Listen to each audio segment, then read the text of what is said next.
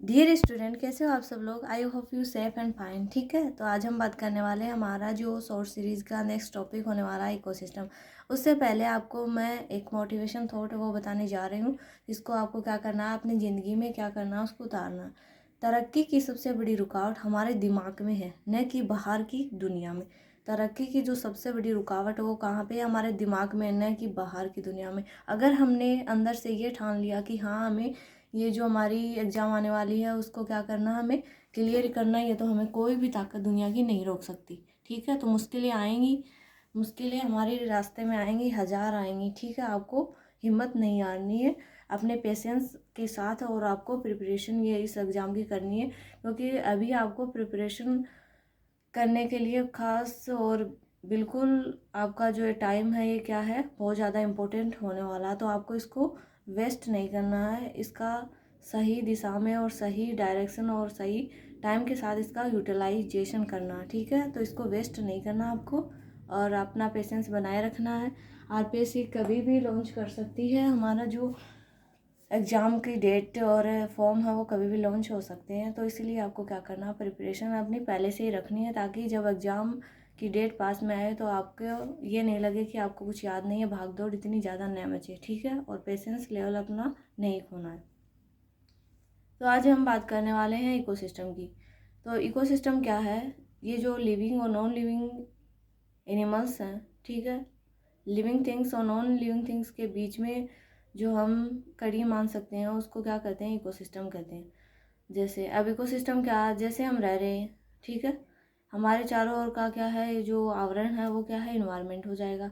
Ecosystem में क्या होगा, इकोसिस्टम में लिविंग थिंग्स भी होते हैं और नॉन लिविंग थिंग्स भी होते हैं, वो मिलके एक इकोसिस्टम का फॉर्मेशन करते हैं। तो जहाँ हम रह रहे हैं वहाँ पे नॉन लिविंग थिंग्स भी होंगे और लिविंग थिंग्स भी होंगे। या चाहे पॉन्ड का इकोसिस्टम देख लो, और एक्वाटिक इकोसिस्टम पॉन्ड का एग्जांपल हो जाएगा। उसके अलावा हम बात करते हैं बायोटिक या बायोटिक इकोसिस्टम की कर लेंगे। और ये जो हमारा एक्वाटिक इकोसिस्टम में नॉन लिविंग आ जाएंगे, जैसे टेम्परेचर है, वाइंड है, एयर है, वाटर है, ठीक है, रेन है और अर्थ है, ये सब क्या नॉन लिविंग है। उसके अलावा लिविंग में जो, जिनमें क्या है, बायोलॉजिकल वे एनिमल या फिर और प्लांट थिंग्स, जो जिसमें क्या है, हम ये कह सकते हैं वो लिविंग है। ठीक है, रेस्पिरेशन कर रहे हैं, अपना फूड बना रहे हैं। जैसे एनिमल है वो अपना सारा काम कर रहा है, यानी मोशन कर रहा है, लोकोमोशन, अपना फूड वो इंजेक्शन कर रहा है, डाइजेशन कर रहा है, वो सब क्या होंगे, लिविंग और नॉन लिविंग होंगे। अब इकोसिस्टम में क्या होता है, ये सभी, जैसे हमारे इकोसिस्टम स्टार्ट होता है छोटे से छोटे थिंग से और बड़े से बड़े लेवल तक पहुंच जाता है। और इकोसिस्टम में हमारा इकोलॉजी आएगा, जहाँ पे हम स्टडी करेंगे, कहाँ की, इकोसिस्टम की स्टडी करेंगे और इन्वायरमेंट की स्टडी करेंगे। उसके अलावा हम एनिमल्स वगैरह इनकी भी इनमें स्टडी करते हैं, इकोलॉजी में इंटरेक्शन पढ़ते हैं हम। ठीक है, बायोलॉजिकल और बायोटिक अबायोटिक जो सिस्टम उनके बीच में इंटरेक्शन भी हम देख लेते हैं। उसके अलावा हम बात कर लेते हैं डायग्राम के थ्रू, हम बताना चाह रहे हैं कि इकोसिस्टम में कौन कौन सा आता है। तो जो सन की जो एनर्जी हमें मिल रही है, उसके अलावा हमें क्या मिल रहा है, प्लांट मिल रहे हैं जिससे हम फूड लेते हैं। ठीक है, और ये प्लांट है, वो जो एनिमल है वो भी छोटी जो स्मॉल ग्रासेज हैं उनको ये क्या करते हैं, ईटिंग करते हैं, खाते हैं। ठीक है, other diagram is so there sun is energy source. Okay, water weights हैं, वो ये जो एक्वाटिक सिस्टम होता है उसका ये क्या है, डायग्राम है। यहाँ पे फिशेस दिखा रखी हैं। ठीक है, आपको क्या दिखा रखा है, फिशेस दिखा रखी हैं। ठीक है, तो एक एक्वाटिक सिस्टम में कौन कौन रहेगा, वहाँ पे फिशेस भी होंगे, फ्रॉग होंगे, एल्गी भी होगा, स्नेल, इंसेक्ट वगैरह, टेडपोल्स, फ्लाइज, ये पूरा क्या कर रहे हैं, इकोसिस्टम में एक साथ रह रहे हैं। वही क्या है, इकोसिस्टम है, जहाँ पे क्या कर रहे हैं, वो एरिया जहाँ पे लिविंग और नॉन लिविंग थिंग्स एक साथ रहते हैं, वो क्या है, इकोसिस्टम है। दिस डायग्राम सो सनलाइट और हीट हमें क्या करती है, एनर्जी देती है। उसके अलावा इंसेक्ट है, और ये जो टोटल एरिया है ये ग्रास लैंड भी दिखा रहा है हमको, और जो हमारा मैदानी जो एरिया होता है वो भी यहाँ पे है। और जो पॉन्ड वगैरह, प्लैंकटन, जू प्लैंकटन, ये बैक्टीरिया वगैरह, वो भी एल्गी, ये कहाँ रहते हैं, ये हमारे जो वाटर है उसमें रहते हैं। एल्गी छोटे जो एल्गी है, फंजाई है, ये इनसे हमें क्या करते हैं, एल्गी तो हमें क्या करते हैं, हमारे फूड होता है ना, जहाँ पे हम अंतरिक्ष वगैरह में जाते हैं, ठीक है, तो वहाँ पे हम भारी जो हैवी सामान है उसको हम साथ नहीं लेके जा सकते, तो उसके लिए हम क्या करते हैं, जो एनर्जी से भरे हुए फूड है उनको लेके जाते हैं, और जो क्या करें हमारा स्पेस भी कम कवर करें। ये हमारा क्या इकोसिस्टम है, ठीक है। तो सोइल हमारी, उसमें क्या होंगे, छोटे छोटे ऑर्गेनिज्म होंगे। वो क्या करेंगे, जैसे ही हम हमारे शरीर से और जब हमारी डेथ हो जाएगी तो मिनरल्स वगैरह निकलेंगे, इंसेक्ट की या फिर अदर एनिमल्स हैं उनके मिनरल्स निकलेंगे। उनको क्या करते हैं, सोल ऑर्गेनिज्म में डिकम्पोजर होते हैं, ठीक है। डिकम्पोजर का काम क्या है, उनका ब्रेक डाउन करना, जितने मिनरल हैं उनका ब्रेक डाउन करना, वो सोइल में चले जाएंगे। सोइल में जितने भी मिनरल गए हैं उनका कौन ऑब्जर्वेशन करेगा, प्लांट करेगा। उसके बाद में प्लांट को कौन खाएगा, किसके द्वारा ईटिंग होंगे, एनिमल के द्वारा। ये हैबिटेट और प्लांट की कम्युनिटी न्यूट्रिएंट है वो एक लेवल से दूसरे लेवल में ट्रांसफ़र होता रहता है। ये हमारा क्या इकोसिस्टम है, जिसमें नॉन लिविंग क्या है, जैसे स्मॉल एल्गी है, ग्रासेज हैं, जो हमारे स्टोन्स और क्ले वगैरह, ये क्या है, सब नॉन लिविंग थिंग्स है। उसके अलावा वाटर है, ठीक है। और लिविंग थिंग्स कौन है, ये जो हमारा एक यहाँ पे डायग्राम में स्मॉल स्टूडेंट दिखा रखा है आपकी तरह, ये क्या है, लिविंग है। लिविंग थिंग्स है, फिशेस भी लिविंग थिंग्स है। और ये क्या कर रहा है, फिशेस को कैच करने की कोशिश कर रहा है। ये मैंने जो ओवरऑल बताया आपको इकोसिस्टम के बारे में, जिससे आपको पता चले इकोसिस्टम होता क्या है। इसे इतना क्वेश्चन नहीं पूछेगा, इसमें लिविंग और नॉन लिविंग, बायोटिक और अबायोटिक पे पूछ सकता है। इसमें consumer, decomposer, carnivore, herbivore, primary consumer, secondary consumer, tertiary consumer, इसके बारे में आपको क्वेश्चन आ जाता है। और इसके अलावा इसमें फूड चेन और फूड वेब है, उस पर क्वेश्चन आता है। तो हम नेक्स्ट मूव करेंगे हमारे फूड वेब पे। ये हमारी क्या है, फूड चेन है। फूड चेन में हमने सिंपल जो फूड चेन है उसको भी लिया, उसके अलावा जिसमें 4 और 5 करेक्टर उनको भी लिया है, और उसके अलावा 4 है उनको भी लिया। तो पहले क्या करेंगे, ट्रीज है हमारा, ये क्या प्रोड्यूसर है। ट्रीज है वो किसी से कुछ लेता नहीं, खुद ही अपना प्रोडक्शन करता, फूड बनाता। उसको कौन खा जाता है, यानी ईटिंग कौन करता है, डियर करता है। डियर को कर जाता लोयन। ये 3 की फूड चेन है। 4 की देखिए तो फ्लावर, फ्लावर को कौन खाएगा, फ्लाइज, फ्लाइज खाते हैं फ्लावर को। उसके बाद में फ्लाइज को फ्रॉग खा जाएगा, और फ्रॉग को स्नेक, स्नेक को ईगल। तो इसमें प्रोड्यूसर कौन है, फ्लावर है। प्राइमरी कंज्यूमर फ्लाइज होगा, सेकेंडरी फ्रॉग, और टर्सरी स्नेक होगा, और जो हमारा लास्ट है जो हम बोलते हैं उसको सबसे ऊपर होता है ना, उसको ईगल बोलेगी, यानी सार्वत्रिक उपभोक्ता ऐसे कुछ है, ठीक है। तो वो ये है ईगल। फ्लावर है वो प्रोड्यूसर है। उसके बाद में उस पर जो स्मॉल फिशेज हैं वो प्राइमरी कंज्यूमर है। लार्ज फिश है वो सेकेंडरी कंज्यूमर है। और बर्ड्स वगैरह हैं, ह्यूमंस है वो टर्सरी कंज्यूमर। या फिर ऊपर वाला जो हमारा ग्रुप है वो क्या है, सर्वाहारी होता है, सब कुछ खा सकता है, ठीक है। ये जो डायग्राम है, ये एक्वाटिक जो है, ये फिर फूड चेन है ना, उनका डायग्राम है, जिसमें ये बता रखा कि कितने % एनर्जी है वो अगले जो, या फिर जो उसके ऊपर जो स्टेट है उसमें जाती है, ठीक है। तो लाइट एनर्जी आई, ठीक है, प्रोड्यूसर तक पहुंची। उसके बाद में प्राइमरी कंज्यूमर आएगा, सेकेंडरी कंज्यूमर, टर्सरी और क्वार्टररी कंज्यूमर, ये सर्वाहारी होता है, ठीक है। इसके एग्जाम्पल प्राइमरी ग्रासेस हो गए, सेकेंडरी में इंसेक्ट वगैरह, माउस है, फ्रॉग वगैरह, ये सब सेकेंडरी में आ जाएंगे। और उसके अलावा टर्सरी में स्नैक्स आ जाएंगे, और क्वार्टर में क्या आ जाएगा, हमारा ईगल आ जाएगा।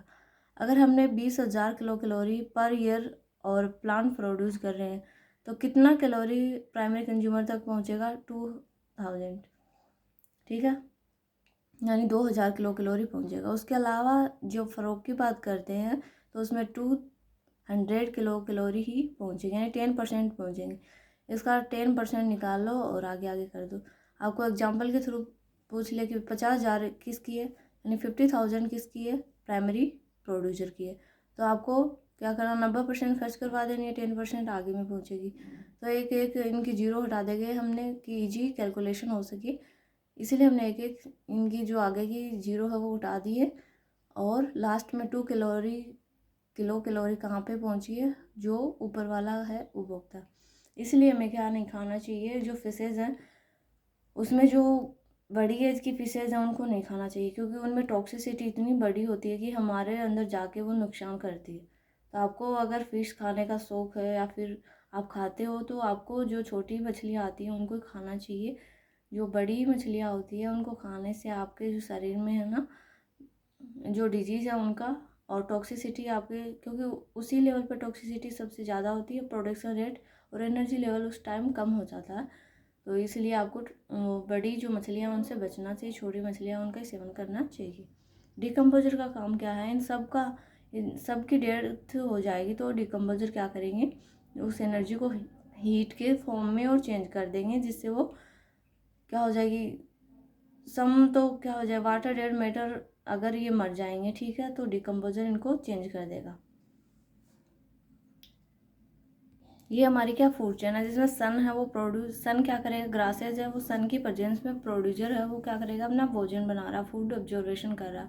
उसके बाद में ग्रास ओपर है वो प्राइमरी कंज्यूमर होगा जो इस ग्रास को खा रहा है। उसके बाद में फ्रॉग है वो कंज्यूमर होगा यानी सेकेंडरी कंज्यूमर। स्नेक है वो भी कंज्यूमर है, टर्सरी कंज्यूमर, इसके नाम हो जाएंगे अलग अलग। और ये क्या करेगा, क्वार्टरली कंज्यूमर है वो क्या हो जाएगा, ईगल और हैवेक है वो क्या हो जाएगा, स्नेक को भी ये खा जाते हैं। तो ये फूड चेन ऐसे चले। अभी अभी मैंने फिशेज का एग्जांपल देके आपको डिस्कशन किया था कि प्राइमरी प्रोड्यूसर होती है प्लैंकटन, इनका दूसरा नाम है, ये भी पूछ लिया जाता है, ठीक है। उसके बाद first order consumer, intermediate, predator, top predator. तो क्या करना चाहिए, मार्केटिंग फूड चेन में क्या होता है, जो प्राइमरी प्रोडक्ट है उनमें कम होता है टॉक्सिसिटी, जब लास्ट में जाते हैं तो टॉक्सिसिटी इतनी बढ़ जाती है कि हमें इन जो ये फिशेज उनका सेवन नहीं करना चाहिए, क्योंकि हमारे जो शरीर में टॉक्सिसिटी जाती है तो अनेक डिजीज हैं वो क्या हो जाती है, उत्पन्न हो सकती हैं। ये डायग्राम है फूड वेब का, ठीक है। वो तो फूड चेन पढ़ रहे थे, जब वो क्या चलेगी, एक सीरीज में चलेगी, जबकि ये फूड वेब है, ये क्या कर लेगी, एक वेब लाइक स्ट्रक्चर बना लेती है।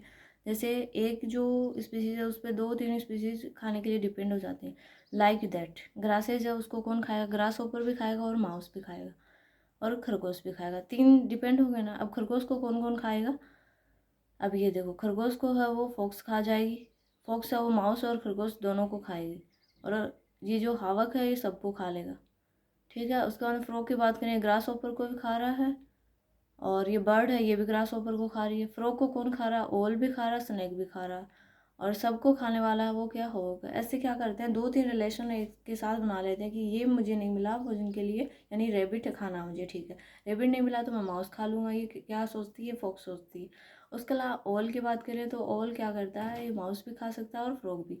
ऐसे फूड के लिए क्या करते हैं, डिपेंड होते हैं, एक जाल लाइक स्ट्रक्चर बना लेते हैं, ठीक है। तो ये जो फूड चेन, फूड वेब, हमें इकोसिस्टम को ये सेविंग करने के लिए इतने सारे ये परियोजनाएं चला रखी हैं, अभियान चला रखे हैं। क्यों ज़रूरी है, क्योंकि हमारा इकोसिस्टम अगर सही तरीके से नहीं चलेगा तो क्या हो जाएगा। इकोसिस्टम क्यों हम पढ़ते हैं और क्यों इनका जो पर्यावरण की बुक है वो बच्चों के साथ और अभी नहीं लॉन्च करी है कि बच्चे भी पर्यावरण के बारे में समझे पढ़े, उसका अनुपालना करें, तो इसीलिए करी गई है। क्योंकि जब बच्चे इनको पढ़ेंगे तो उनमें जागरूकता आएगी और वो अपने इकोसिस्टम को बचाने की बात करेंगे, और स्पीसीज का वो क्या नहीं होने देंगे, नष्ट नहीं होने देंगे, यानी लुप्त नहीं होने देंगे। इकोसिस्टम में ये जो फूड चेन और फूड वेब का होना ज़रूरी है, क्योंकि एक बैलेंस बनाना है हमें, तो बैलेंस के लिए चाहिए। इसीलिए हम टाइगर प्रोजेक्ट चला रहे हैं, अदर प्रोजेक्ट चला रहे हैं, कोई स्पेरो का प्रोजेक्ट चला रहे हैं, इसीलिए चला रहे हैं क्योंकि हमारे इकोसिस्टम बैलेंस हो सके, हमारी जो ऐतिहासिक हमारी जो संपत्ति है उसको हम क्या करें, बचा सकें, संरक्षण हम कर सकें हमारी स्पीसीज का। जो ICUN यानी कि जो international union for conservation of nature and natural जो हमारी संस्था है उसके द्वारा है क्या किया जाता है, संरक्षण किया जाता है, और रेड डाटा जो बुक है उसका भी लॉन्च किया जाता है, जिससे क्या होता है, बहुत सारी जो स्पीसीज है उनका संरक्षण हो रहा है परियोजना के तहत बना के, और हमें ये पता चलता है कि कौन सी स्पीसीज हमारी संकट में है तो उनकी हम रक्षा कर सके। तो हमारा भी एक भव्य नागरिक होने के नाते ये बनता है कि हम इकोसिस्टम को बचाए रखें, और सबसे ज़्यादा क्या है कि हम पेड़ लगाएं, जिससे क्या होगा, यहाँ पे जो प्रदूषण वगैरह, ऑक्सीजन की कमी हुई है, कोविड में कितने पेशेंट मरे हैं, तो वो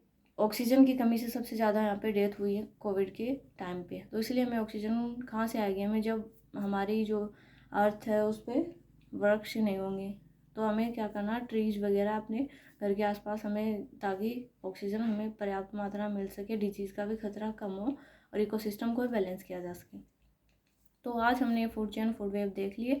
आगे हम मिलते हैं नेक्स्ट वीडियो में, हम पढ़ेंगे साइकिल्स, पढ़ेंगे कार्बन, नाइट्रोजन, ऑक्सीजन, ये सब साइकिल पढ़ेंगे जो इम्पोर्टेंट है। उसमें ये पूछ लेगा कि नाइट्रोजन को उसमें चेंज करेंगे तो कौन सा बैक्टीरिया काम आता है, और वो प्रोसेस है वो क्या कहलाती है, ठीक है। और प्लांट है वो नाइट्रेट की फॉर्म में लेते हैं, किसकी फॉर्म में लेते हैं। तो मिलते हैं हम नेक्स्ट वीडियो के साथ, तब तक के बने रहिएगा, और वीडियो को शेयर कीजिए, लाइक करिए, ज़्यादा से ज़्यादा आप जितना लाइक करोगे उतना ही हमको सपोर्ट मिलेगा। और आपको जो भी कुछ समझ में नहीं आ रहा, क्यूरी है, तो आप प्लीज़ कमेंट करके ज़रूर बताइएगा। Goodbye, take care.